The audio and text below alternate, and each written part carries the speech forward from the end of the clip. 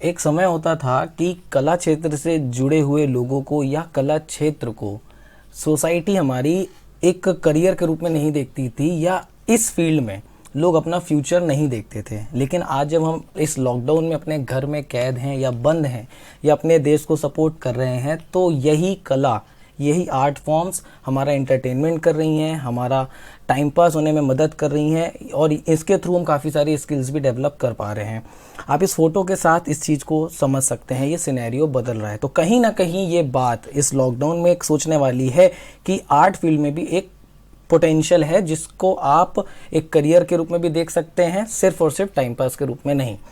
ये वीडियो जो मैं बनाने वाला हूँ या जो मैं इन्फॉर्मेशन शेयर करने वाला हूँ, ऑफ कोर्स ये यूट्यूब एंड टिकटॉक के बारे में है, लेकिन ये बिल्कुल भी ऐसे सेंटिमेंट्स को सपोर्ट नहीं करता जहाँ पे लोग किसी तरीके से आहत हों। इसलिए मैं आपसे अपील करूंगा कि इस वीडियो को पूरा देखना, क्योंकि ना ही इसमें रिलीजियस सेंटिमेंट्स हैं, ना ही इसमें अब्यूजिव लैंग्वेज है। मैं बहुत सारे फैक्ट्स पे बात करूंगा और आप सबको सजेस्ट करूंगा कि इस वीडियो को अपने फैमिली मेम्बर्स को, अपने छोटे बड़ों को जरूर दिखाएं। Is my point clear? देखिए, आज के समय पे ये कोट बिल्कुल सही बैठता है। It is clear that social media has become an integral and to a large extent unavoidable part of our life.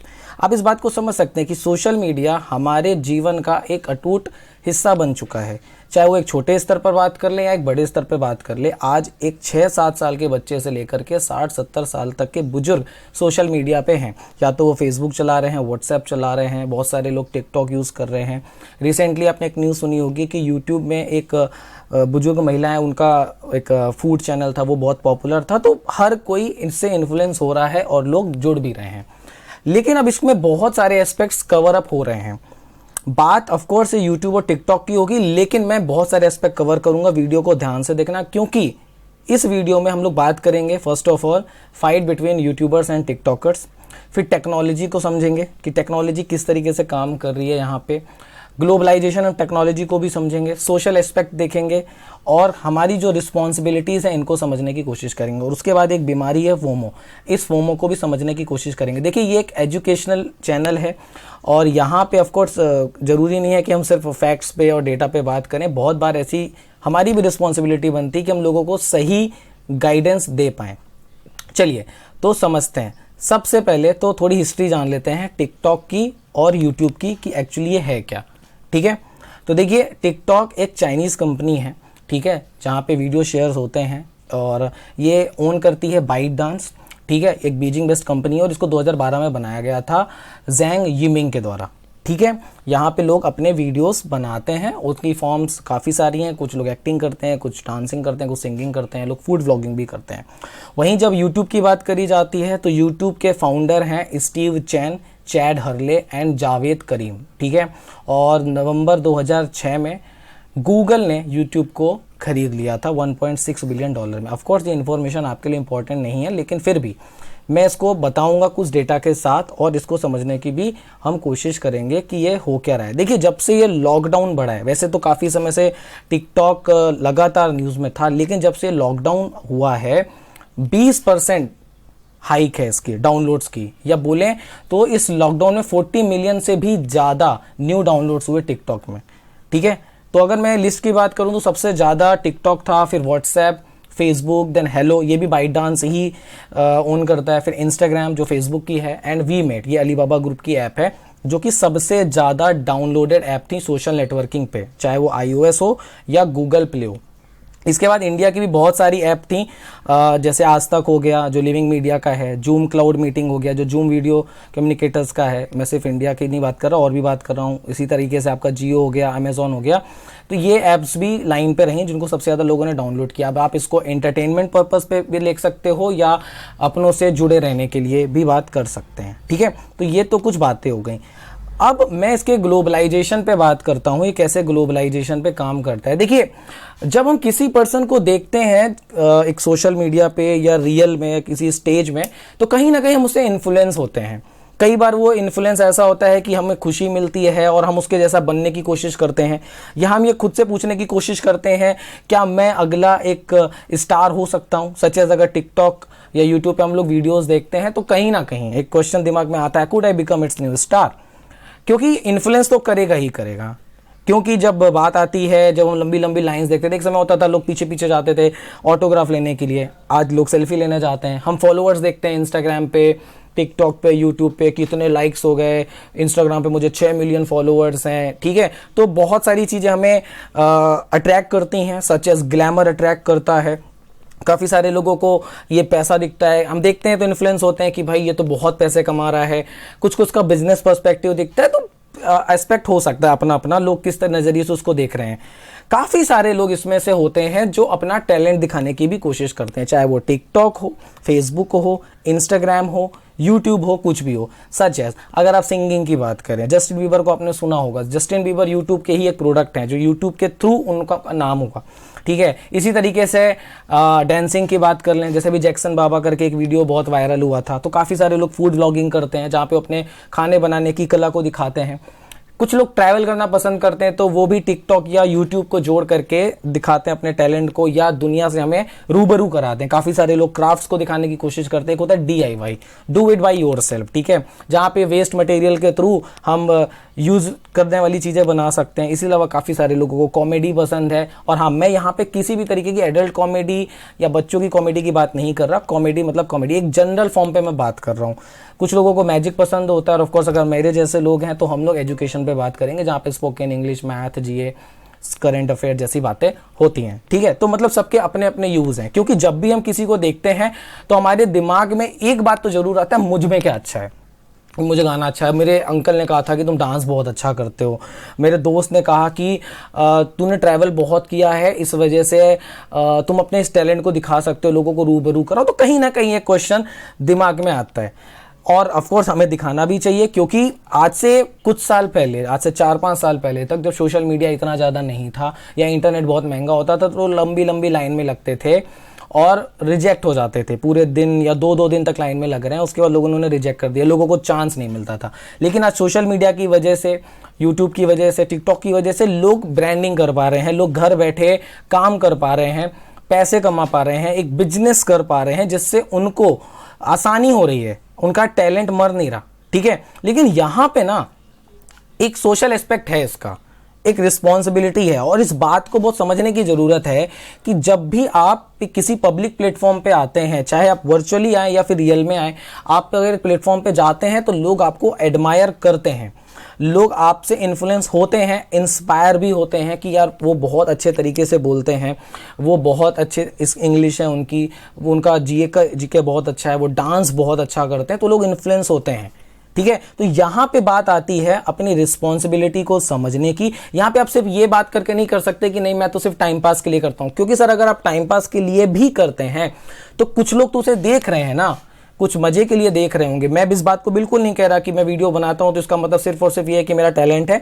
मैं टाइम पास के लिए भी करता हूं। लेकिन अगर आप एक पब्लिक प्लेटफॉर्म पे हैं तो आपकी एक रिस्पॉन्सिबिलिटी बनती है, क्योंकि वो वीडियो आपके जान पहचान वाले भी देखते हैं। तो इसलिए जानना जरूरी है कि आपकी ऑडियंस है कैसी, आपका एज ग्रुप क्या है। जैसे कि अगर मैं एग्जामशाला की बात करूं तो हमारी जो ऑडियंस है वो 18 to 24 है, क्योंकि इसी एज के लोग ज़्यादातर लोग कॉम्पिटिटिव एग्जाम्स की प्रिपरेशन करते हैं। तो हमारा जो कंटेंट होगा ऑफकोर्स इस एज के लिए ही ज़्यादा होगा। मान लीजिए कि आप कुकिंग करते हैं, ठीक है, आपको कुकिंग के वीडियोस बनाने हैं, तो आपका एज ग्रुप 15-16 साल से लेकर के 60-70 ईयर तक का हो सकता है। अगर आप मैजिक दिखाते हैं, आप एनिमेशन करते हैं, तो ऑफकोर्स आपकी जो टारगेट ऑडियंस होगी वो बच्चे होंगे।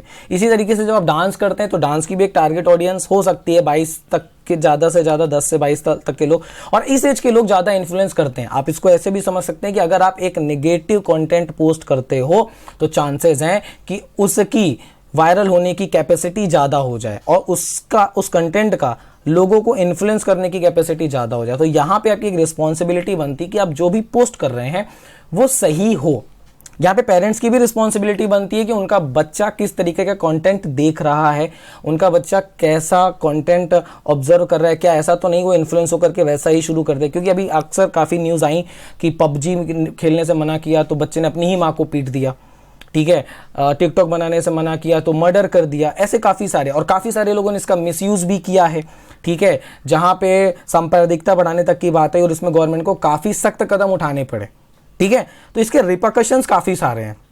रिपरकशन कैसे हैं, ये मेरे भी ऑब्जर्वेशन है, क्योंकि मैं एक टीचर हूं तो बहुत सारे लोगों को ऐसा देखता हूं, people are trying to be what they are not. ये बहुत सही चीज़ है, आप समझने की कोशिश करिए।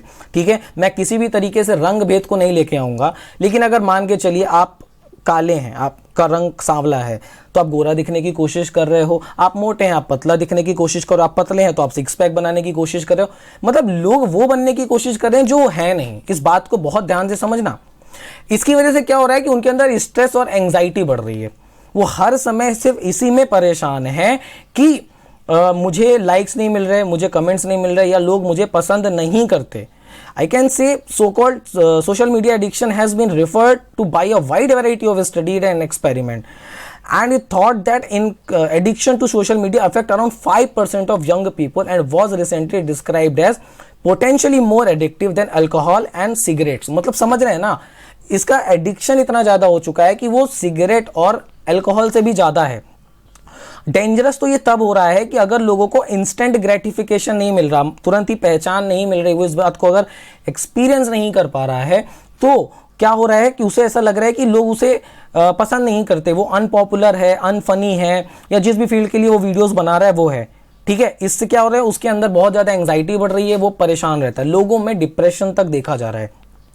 लोग लाइक्स के लिए मर रहे हैं, कमेंट्स के लिए मर रहे हैं, और किसी भी तरीके का कंटेंट आ रहा है। एक टर्म होती है इंग्लिश में क्रिंज।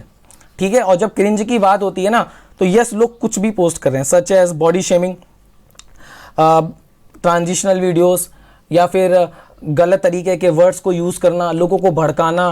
तो ऐसी बहुत सारी चीजें हैं जो ऑफकोर्स एक सोसाइटी में एक्सेप्टेड नहीं है। देखिए सर, हो सकता है कि किसी पर्टिकुलर पर्सन की फैमिली उसे सपोर्ट करती हो, लेकिन बात वही है, मास की बात है। अगर आप एक पब्लिक प्लेटफॉर्म को यूज करेंगे तो पब्लिक आपके कंटेंट को देखेगी और समझने की कोशिश करेगी। और इसी तरीके से हेट भी काफ़ी बढ़ रही है। और आप आज के समय पे देखिए, आप यूट्यूब पे जाइए, कहीं पर भी जाइए, किसी प्लेटफॉर्म पे जाइए, लोग दूसरों से नफरत कर रहे हैं, उसका उन्हें रीज़न भी नहीं पता, वो उस पर्सन से कभी मिले भी नहीं है, तो हेट बहुत ज़्यादा स्प्रेड कर रही है। रिसेंटली इरफान खान की डेथ हुई, ऋषि कपूर की डेथ हुई, लोग गाली दे रहे हैं, अब्यूजिव वर्ड्स को यूज़ कर रहे हैं, कुछ भी लिख रहे हैं। लता मंगेशकर जी का वीडियो था मेरे वतन के लोगों, उसमें लोग कमेंट करके कुछ भी लिख रहे हैं। समझने वाली बात है, इसके रिपरकशन है, लोग बिना सोचे समझे कर रहे हैं। क्यों कर रहे हैं? क्योंकि या तो एंग्जाइटी बढ़ रही है, उनको लग रहा है कि मैं नहीं कर पा रहा। रिसेंटली किसी कंपनी का डेटा थेफ्ट हो गया तो लोगों ने कमेंट करना शुरू कर दिया, बहुत अच्छा हुआ। जस्ट बिकॉज आप अफोर्ड नहीं कर सकते तो इसका मतलब ये नहीं है सर कि आप किसी को नफरत करने लगे, या आप उसको अब्यूजिव वर्ड यूज करने लगे, उसे गाली देने लगे। मेरी बात को समझने की कोशिश करिएगा। और यहीं पे एक बीमारी फैल रही है, फोमो। अब ये फोमो क्या है, इन बातों को भी समझते हैं अच्छे से, ठीक है। लेकिन उसके पहले हम कर क्या सकते हैं, इसको जान लेते हैं। देखिए, सबसे पहले तो आप अपने दोस्तों को समझाने की कोशिश करिए, उनकी मदद करिए, अपने कलीग्स को समझाइए।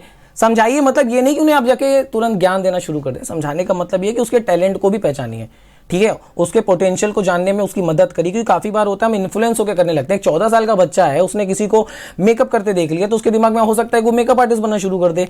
वो किसी को फैशन देख ले तो उसका मन कर सकता है कि मैं फैशन डिजाइनर बन जाऊंगा। क्योंकि 14-15 साल का बच्चा हर वो बनना चाहता है जो उसको अट्रैक्ट करता है ना। तो ये ध्यान देने वाली बात है। पेरेंट्स का भी यहाँ पे रोल है, बच्चों का भी रोल है, दोस्तों का भी रोल है, और हमारे एजुकेटर, आप किसी के बड़े हैं तो आप सबका एक रोल बनता है, ठीक है, कि किसी के पोटेंशियल को जानने में उसकी मदद करें और उसको दोस्त की मदद करें, ठीक है। और उनको समझने की भी कोशिश करिए, कोई ऐसा कर रहा है तो क्यों कर रहा है, तो उसका फ्यूचर उसको दिखाने की कोशिश करिए। सच एज मैंने बात करी बिजनेस पर्सपेक्टिव, क्योंकि हाँ ये सच है, लोग लाखों करोड़ों रुपए घर बैठ के कमा रहे हैं, और ये बहुत बड़ा रीजन है कि लोग इससे इन्फ्लुएंस होते हैं। बात समझ आ गई। लोगों को रिजेक्शन कम देखना पड़ता है, क्योंकि जब बात ग्लोबलाइजेशन की आती है इसमें, ठीक है, तो क्या हो रहा है भाई, लोग अपने घर में बैठ के दुनिया जहां में अपना बिजनेस कर सकते हैं ना, उनको उसके लिए किसी के रुकने की या किसी के हाँ करने की तो जरूरत नहीं है। एक पर्सन मुंबई में बैठ के अमेरिका की कंपनी के साथ टाई अप करके बिजनेस कर सकता है, वो ट्रैवल कर सकता है, तो यहाँ से एक अच्छा खासा बिजनेस भी बनता है और साथ साथ उसको अपना टैलेंट शोकेस करने में भी मदद मिलती है। बात समझ आ गई? तो इन बातों को ध्यान देना है। इसके बाद मैं फोमो की बात कर रहा हूँ। फोमो क्या है? देखिए, fear of missing out. Fear of missing out refer to the feeling or perception that other are having more fun, living better lives and experiencing better things than you are। वही बात, आदमी वो बनने की कोशिश कर रहा है जो वो है नहीं। मतलब हर आदमी के अंदर एक डर है, यार उसके वो तो बहुत अच्छी जिंदगी जी रहा है, बहुत मजे कर रहा है, सर आपको किसी का पास्ट नहीं पता, आप किसी को बहुत अच्छे से नहीं जानते, तो आपको कोई हक नहीं बनता आप उसे जज करें। लेकिन हाँ, उसकी वजह से आपके अंदर स्ट्रेस आ रहा है तो इसमें गलती आपकी है, क्योंकि हम हर समय कंपैरिजन कर रहे हैं। और ये सच है, आप इंस्टाग्राम खोल के देखिए, आप फेसबुक खोल के देखिए, लोग जजमेंटल हो चुके हैं, ज़्यादा से ज़्यादा तुरंत जस्टिस दे देते हैं। ठीक है, रिसेंटली आपने देखा एक मानव सिंह है, उन्होंने सुसाइड कर लिया, रीज़न कुछ भी है, मैं उन रीज़न पे नहीं जाऊँगा, बट क्या है, कितनी ज़्यादा हेट फैली, मुद्दा ये है मेरा। ठीक है, फिर उसके अलावा it involves a deep sense of envoy and affect self esteem. यहाँ पे सेल्फ स्टीम जाती है, वो ऐसा कैसे कर सकता है, मैं भी कर सकता हूँ, इस तरीके की चीज़ें आती हैं, और ये टीनेजर्स में, यंगस्टर में बहुत ज़्यादा है। ओके, मैं अगेन कह रहा हूँ कि बहुत अच्छा कंटेंट भी है, मोटिवेशनल स्पीकर हैं काफ़ी सारे who are in TikTok and YouTube as well, बहुत सारे सेलिब्रिटीज़ हैं जो यूट्यूब पे हैं और टिकटॉक पे भी हैं। बात समझ में आ गई?